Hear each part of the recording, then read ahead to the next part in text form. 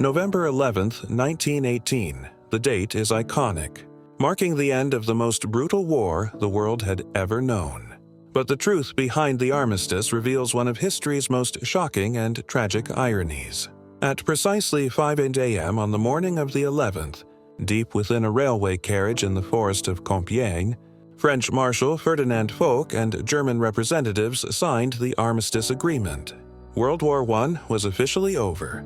The news immediately sparked chaos and delirious celebration in every Allied city around the globe. The streets of London, Paris, and New York instantly erupting into joyful crowds. Yet, a deliberate, cold administrative delay was built into the treaty. The ceasefire would not take effect until 11 a.m.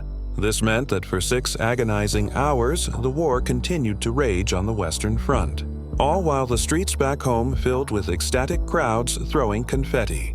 Why the delay? Some say it was to allow time for the news to reach every unit.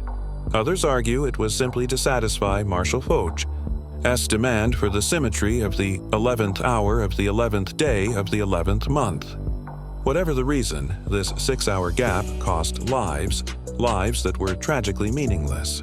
Thousands of men were needlessly wounded or killed after their respective governments had already signed the peace treaty. Cannons roared on the final morning, not to win the war, but simply because the clock had not yet struck 11.